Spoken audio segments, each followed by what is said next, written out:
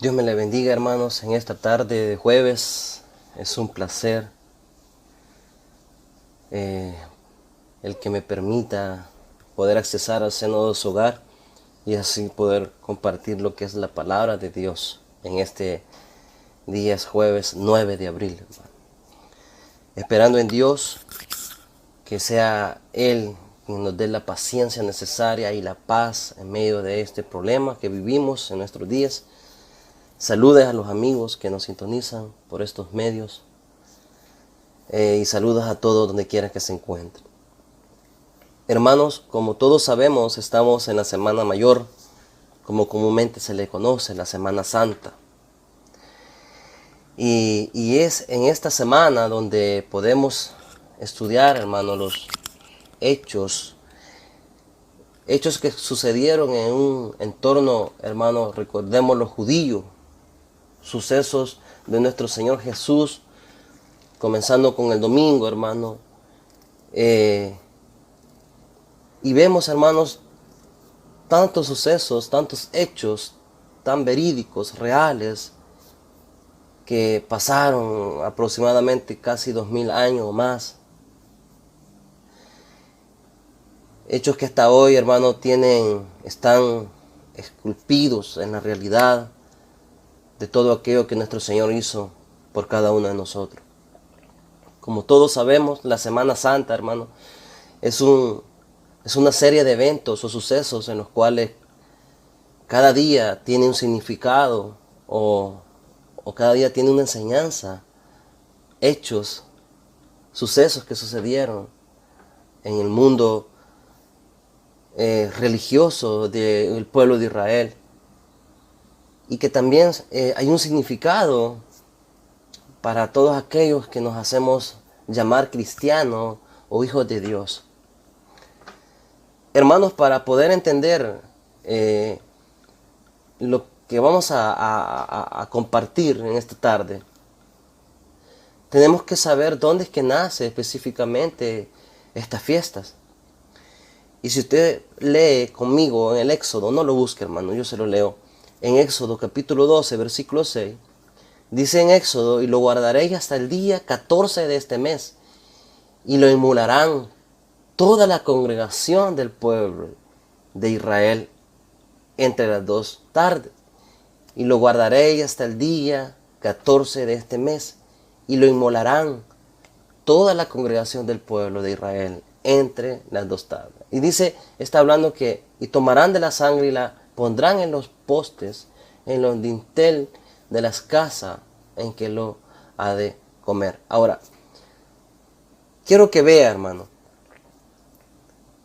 cómo nace la Semana Santa o cómo nace estas fiestas a las cuales para nosotros tienen un significado muy primordial, hermano, un significado muy importante, puesto que narra lo que es la pasión de nuestro Señor Jesús, que el dolor, todas aquellas cosas que Él vivió por amor a nosotros. ¿Cómo nace o en qué ambiente nace? Si usted estudia el Éxodo, ya todos conocemos y sabemos la historia que estaba aconteciendo en el Éxodo, donde Dios levanta a Moisés para liberar a su pueblo y ir ante el faraón para que lo libere. La cultura muestra que cada familia, hermano, se encargaba de hacer este ritual en su hogar. Cada familia era la que se encargaba de hacer esto que Dios manda en un momento o le da la ordenanza a Moisés para su pueblo, para que lo hagan.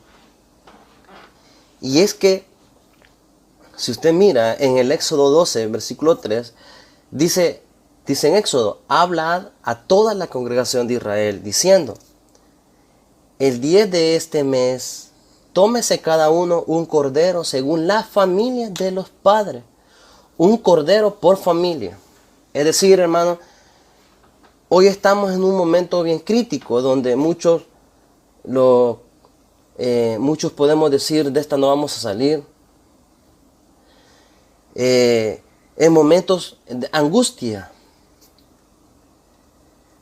Y vemos que esta semana muchos en nuestros tiempos lo convertíamos en paganismo, en una manera libertina de vivirlo. No era como la palabra nos mandaba, nos enseñaba a tener una vida o a dar una semana, un día santo, un día apartado para con Dios. Semanas que la ocupábamos para salir a la playa, para salir a pasear con la familia. Semanas que la ocupábamos para vivir como queríamos.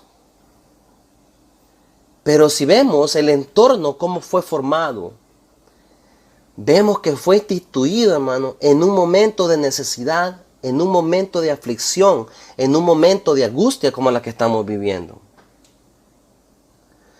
Ahora, pero no solo enfatiza eso, sino también momentos de un inicio de un nuevo día para Israel. Es decir, aunque Dios ya les había dicho y les había ordenado a cada familia hiciera esta acción para proteger a su familia del ángel de la muerte, vemos que en ese momento Dios no solamente les estaba dando las acciones que ellos hicieran para defender su familia, sino estaba instituyendo un nuevo comienzo, un nuevo inicio en ese pueblo que estaba esclavizado. Hoy usted y yo podemos vivir esta semana como lo manda la palabra, santificándola. Aunque muchos la van a tener que vivir a la fuerza porque están en cuarentena y no pueden salir. Pero ¿qué si no hubiera este virus? Bendito por el virus, hermano. Porque hoy vamos a tener que demostrar ante el Señor lo que nosotros realmente tenemos en nuestro corazón y qué tanto Dios valora o qué tanto nosotros valoramos lo que Dios ha hecho por nosotros. El habernos liberado de un mundo esclavo, el habernos liberado del destino, de un lugar de tormento. Hermanos, pero si vemos el entorno en sí de esta institución tan importante, lo que se está viviendo, lo que está celebrándose, esto fue en un momento, hermano, de necesidad. Fue un momento donde Dios le dio mandatos al pueblo de Israel para poder defender su familia. Momentos donde había escasez posiblemente económica, esclavitud, dolor. Es igual al tiempo que nosotros vivimos, hermano. El tiempo en el cual nosotros estamos viviendo. Hay tanto pesar, tanto dolor, hermano. Tantas familias que están perdiendo familiares, hijos, padres por este virus. Y es hoy, hermano, donde nosotros tenemos que levantarnos todo en adoración, en oración, en súplica, con un corazón verdaderamente contrito ante Dios. Y vivir esta semana como a Dios le agrada, hermano. Como a Dios le ha nacido desde que la instituyó. Ahora, si vemos un contexto general, ¿qué es lo que estaba sucediendo, hermano? Podemos ver, hermano, que en este día, hermano, hay muchos sucesos en el contexto judío, en el contexto nuestro. Hay muchos sucesos que se dieron en ese momento. La iglesia tradicional a este día le conoce como la procesión del silencio. Imagínense cómo le conoce. Así le conoce la iglesia tradicional. La procesión del silencio. Ahora, pero ¿por qué? ¿Qué es lo que estaba aconteciendo en sí? En este día jueves, hermano, hay tantos eventos que sucedieron con nuestro Señor Jesús. Eventos como por ejemplo la preparación para la cena pascual. Que eso lo puede usted ver o lo puede estudiar. No lo vamos a tocar todo, hermano, porque es bastante extenso. Pero usted lo puede leer en Mateo 26, capítulo 26, versículos 17 al 9. También vemos el comienzo de la comida de la Pascua en Jerusalén, en el aposento alto. Y eso usted lo puede leer en Mateo 26, capítulo 26, versículo 20, Marcos 14, versículo 17. Pero también vemos algo significativo, algo muy importante, hermano, que se da en este día. Y es el lavamiento de los pies de los discípulos. Cuando Dios le lava los pies a sus discípulos y le dice aquella frase: si no permites que te lave, no vas a ser parte de mi reino. Es decir, se ve esa acción. En este día jueves se ve esa acción. Pero también se ve la identificación del traidor, que eso lo podemos ver en Juan 13. En Juan 13, versículo 21, Mateo 26, versículo 21. Ahora, también vemos donde Jesucristo nuestro Señor le dice a Pedro, donde le da aquella palabra que lo iba a negar. También vemos eso. Pero también vemos algo muy importante en este día, hermano. En este día hubo algo muy importante, que fue la institución de la cena del Señor.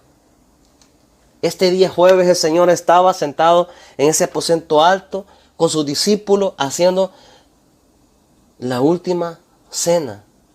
Una de las prácticas ceremoniales de nuestra iglesia u ordenanza que practicamos en conmemoración a su muerte. Recordemos, hermanos, que esto de la cena del Señor también es algo profético que el Señor lo declara, que lo iba a volver a hacer en su venida. Lo podemos ver en Lucas 22, capítulo 22, versículo 16, donde dice: porque os digo que no la comeréis más hasta que se cumpla en el reino de Dios. Podemos ver que es algo profético. Y vemos la invitación a que, vemos esa invitación a que lo practiquemos, a que lo hagamos, pero lo especifica, hermano, que es en conmemoración, para recordar todo lo que Él hizo en la cruz. Muchos lo toman de diferente manera, pero nuestro Señor dice: hazlo en conmemoración. Podemos ver la institución de esta cena en este día jueves, hermano. Nuestro Señor hace más de 2500 años o más, aproximadamente 2500, hermano, no se sabe la fecha exacta. Nuestro Señor se sentó en este aposento alto, en este lugar, con sus discípulos a hacer esta cena. Algo que nosotros practicamos, hermano. Algo muy precioso que nosotros como iglesia cristiana lo vivimos. Pero también, hermano, no solamente surge todo esto que le he narrado, sino también aquellas preguntas del destino del Padre cuando le hacen al Señor Jesús en el Evangelio de Juan 14, versículo 1. Y vemos aquellas narrativas que el Señor hace concerniente a la vid y a los pámpanos. Pero no solamente eso, hermano. También se ven parte de los sucesos que pasaron en el arresto de Jesús y sus juicios ante Pilato, ante Anás, ante Herodes. Y vemos en este día esa primera fase judía del juicio ante Anás, hermano. Cuando lo llevan a nuestro Señor y Judas lo traiciona con un beso. También se ve en la segunda fase judía del juicio ante Caifás en el Sanedrín. Lo puede ver en Mateo 26, versículo 57 y Marcos 14, versículo 53. Ahora, también se ve toda esa narrativa de los juicios que nuestro Señor Jesús vivió para poder llegar a esa cruz del Calvario. Se ve la fase del juicio ante Pilatos, ante Herodes. Ahora, pero algo muy peculiar que me gustaría enfatizar en esta tarde de Jueves Santo es concerniente a la acción de Judas en esa cena, en el hecho de lo que declara Jesús a Judas. Hoy es tanta la narrativa, hay tantas cosas, hermano, que no terminaríamos en un día para explicarlas. Hay tantos sucesos que se dieron en este día jueves. Pero mi corazón hace enfatizar esto, acciones que muestran que no todos realmente aman a Cristo. Y podemos sacarles una enseñanza, aplicarla en nuestra vida, en nuestros tiempos, hermano, en los que vivimos. Claro que esto sin dejar de lado que nuestro Señor Jesús, recuerde algo, hermano, le seguían grupos religiosos, le seguían grupos sectarios de ese momento, le seguían multitudes, personas que se hacían llamar discípulos por el hecho de que Él los alimentaba. No podemos dejar de lado también la búsqueda que tenían por aquellas sanidades que Él hacía. Pero también estaban sus apóstoles, los más allegados.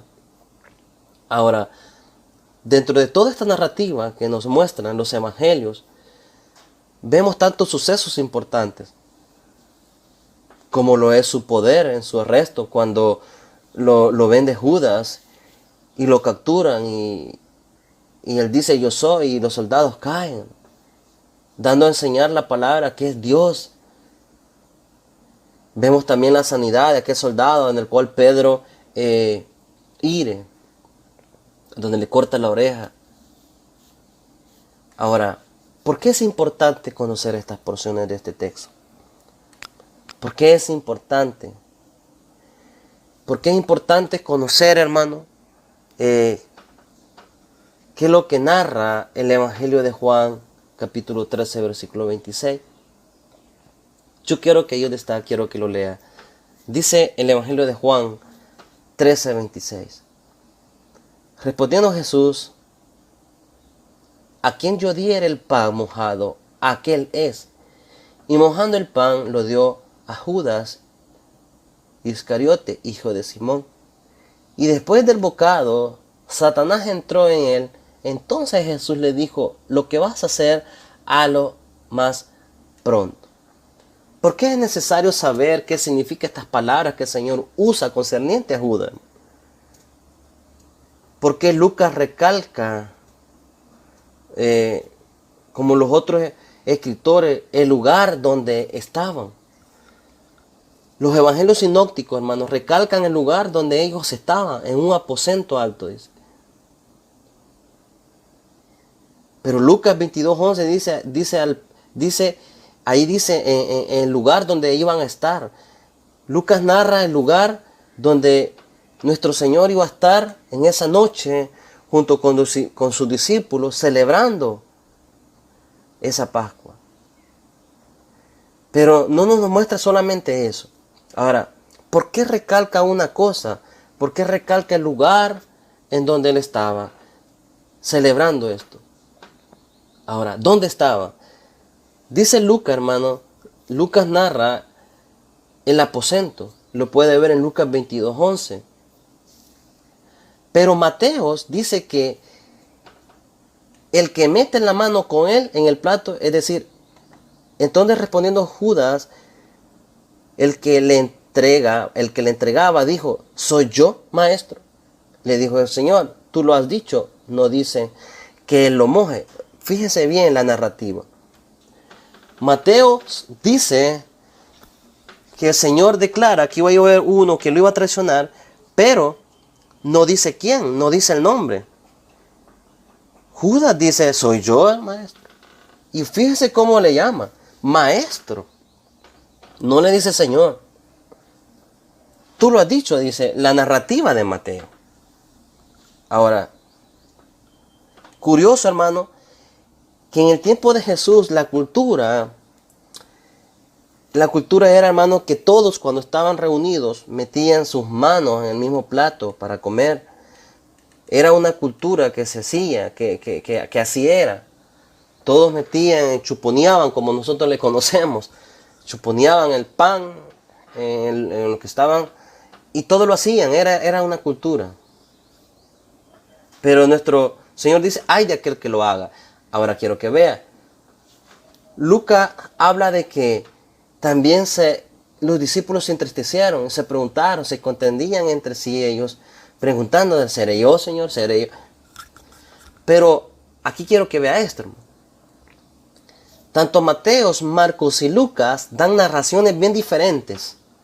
Unos narrando dónde estaban, otros narrando la acción de Judas, otros narrando las acciones que en ese momento se estaban dando con sus discípulos. Pero Juan, el Evangelio de Juan, uno de los evangelios más tardíos, hermanos, escritos, el Evangelio de Juan especifica lo que le manda a hacer y cómo reacciona en ese momento.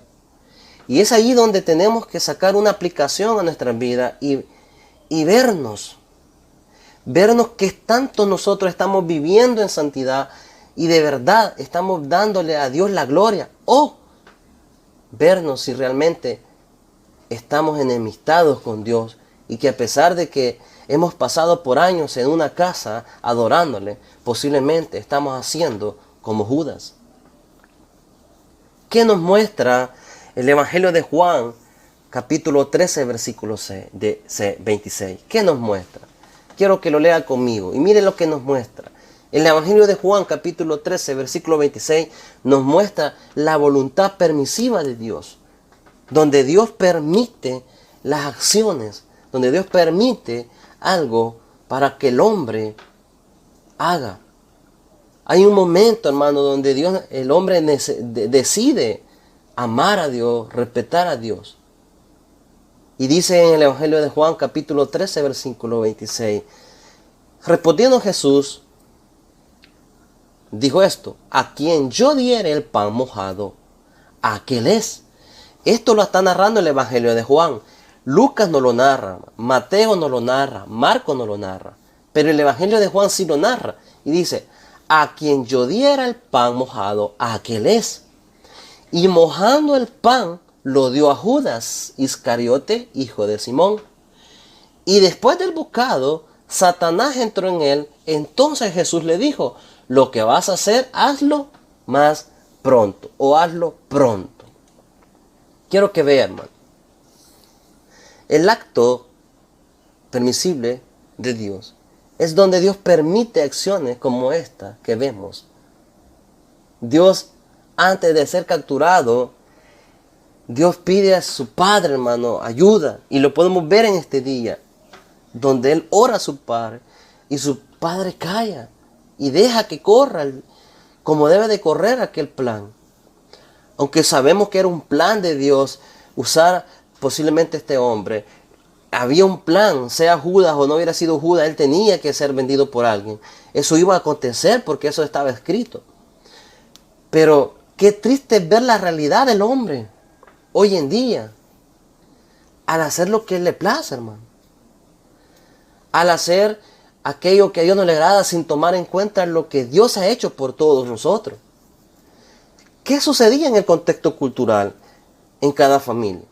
Fíjese bien, cada familia, hermano, tenía que tener un cordero en ese momento. Un cordero donde compartían todos juntos, como lo menciona Éxodo. Pero lo curioso es que en esta reunión, hermano, donde estaba Jesucristo, nuestro Señor, con sus discípulos, no había un cordero. Y no había un cordero porque el cordero era Él. El cordero que iba a ser sacrificado, amolado, era Él por todos nosotros. Si usted se fija en la narrativa de Juan, dice la acción que Él hace para con Judas, que dice que Él moja el pan y se lo entrega, es decir, se lo da. Y luego va la narrativa, lo que le dice. Este hombre lo tenía tan cerca, veía tantos milagros, hermano, veía tantas acciones en Cristo y en su corazón nunca hubo un cambio.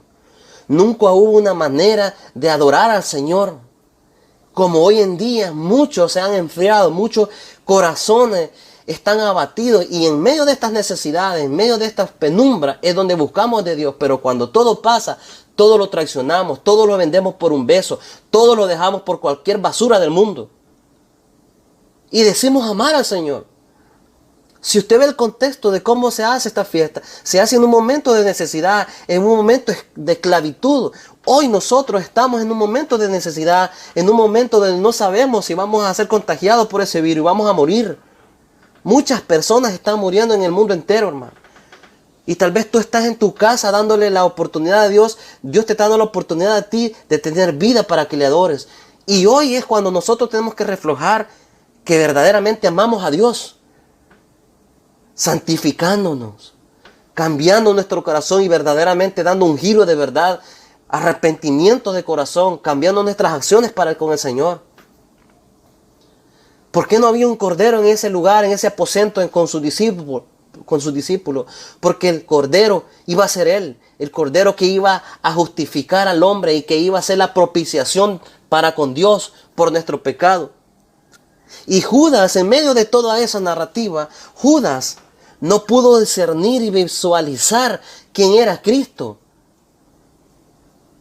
El mojar el pan, hermano, en esos momentos culturalmente era una acción de cortesía. Imagínense hasta dónde fue nuestro Señor Jesús. Le estaba dando el bocado a aquel que le iba a traicionar. ¿A cuántos de nosotros Dios nos ha dado el bocado y nos mantiene con vida? ¿Y cuántos de nosotros le traicionamos? ¿Cuántos de nosotros al pasar esta tempestad vamos a vivir en nuestra vida libertina? ¿O cuántos de verdad vamos a dar un cambio, un giro en nuestro corazón para amarlo, para adorarlo como se debe, como se merece? Porque Él es el Dios que merece toda gloria y toda honra, hermanos, porque Él dio la vida por nosotros. Pero hay algo que me gustaría sacar a la luz, y es el hecho de las palabras que Dios le dice, Jesucristo le dice. A donde dice, y a quien yo diera el pan mojado, a aquel es, dice. Y mojando el pan, lo dio a Judas. Quiero que vean, hermano. Esta palabra que usa nuestro Señor cuando dice, y lo dio a Judas, en la palabra original tiene un significado bien curioso. Y esta palabra en el griego significa dinomi, que significa conceder. Oigan lo que está haciendo nuestro Señor Jesús. Cuando Él dice, y lo dio a Judas. Dice que Él, y le concedió a Judas. Y le dio, y le dejó, le dio, o el dejar, dar lugar significa. O el echar suerte. Quiero que mire, hermano. Y se mira, hermano, lo que estaba haciendo el Señor. Con esta palabra que Él le dice, es concediéndole aquello que en ese momento Él posiblemente deseaba. Por 30 monedas de plata, hermano. Vender a nuestro Señor Jesús. Esta palabra que significa, y lo dio, significa permitir. En ese momento Dios estaba dándole el lugar a que Él decidiera. ¿A cuántos hermanos Dios les ha concedido milagros y muchas bendiciones? ¿Y cuánto le hemos pagado mal? Y le seguimos pagando más. Muchas veces criticamos a Judas y señalamos a Judas.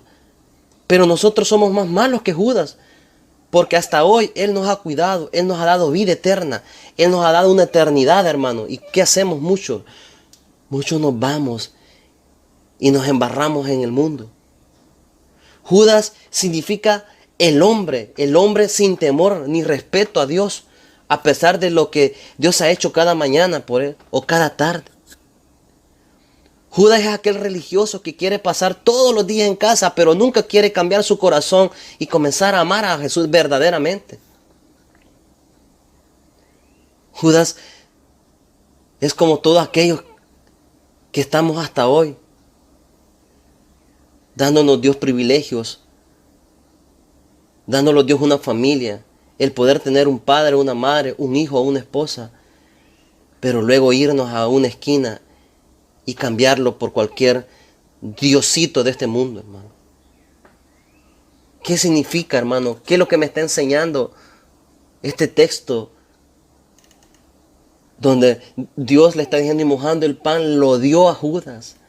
Se lo concedió, hermano. Pero no solo muestra eso, hermano. También muestra, oiga bien, hermano, que Dios quería unificar. Ese lugar, en ese aposento, se estaba dando aquella unión, aquella unidad. Como dice Gálatas 3:28, ya no hay judíos ni griegos, no hay esclavo ni libre, no hay varón ni mujer, porque todos vosotros sois uno en Cristo Jesús. Ese simbolismo de nuestro Señor Jesús en ese momento y esa acción es para hacernos partícipe de su reino, hermano.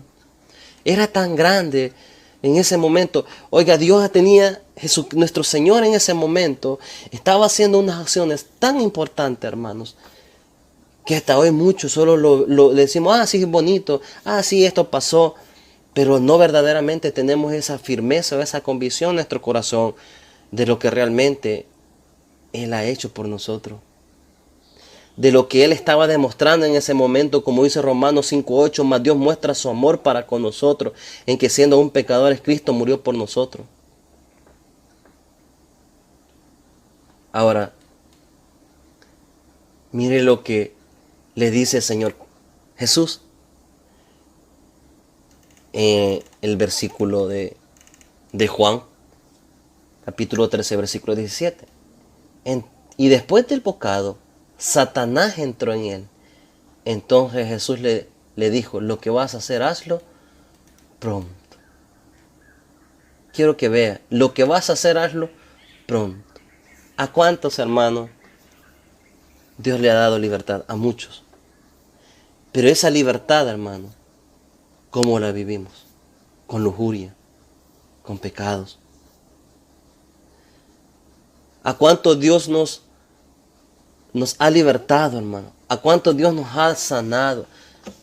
¿A cuántos Dios nos ha dado la oportunidad de vivir este día, de respirar este aire? ¿A cuántos?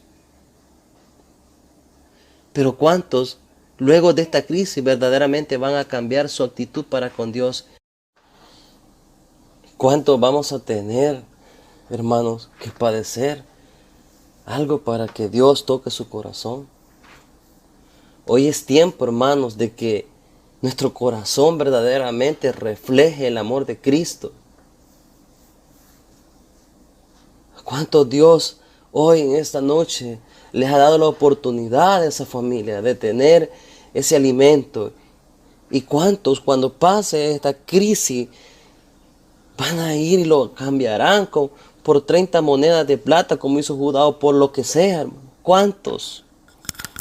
¿Cuántos realmente de verdad van a transformar y van a permitir que el Espíritu Santo transforme ese corazón? Ese corazón que Dios anhela completamente solo para con Él. Esta sección de este pasaje no solo muestra, oiga bien, lo que nuestro Señor le dice a Judas, sino también el lugar, oiga bien, el lugar de adoración, hermano, no influye. Cuando en tu corazón no valoras lo que Él hizo por ti, puedes estar en la casa de Dios, puedes pasar 1000 años en un lugar, pero si tu corazón no lo cambia, si no nos arrepentimos de corazón, si verdaderamente no damos ese fruto que Él pide, jamás vamos a poder complacer lo mucho que Él anhela. Yo no sé a cuántos hoy en esta tarde, noche, Dios le esté diciendo lo que tengas que hacer, hazlo ahora. Y Dios te está dando la libertad para que tú elijas. Cuando el Señor Jesús llega a Jerusalén, Él dice estas palabras: ¿cuántas veces, Jerusalén, Jerusalén, yo te quise juntar como la gallina junta su polluelo? Otra traducción dice proteger, hermano. Hoy es tiempo que esta celebración que estamos viviendo, la vivamos, valga la redundancia, en adoración, en comunión y entrega total. Porque sabemos que Él es nuestro Dios, nuestro Salvador, el que merece toda gloria y toda honra.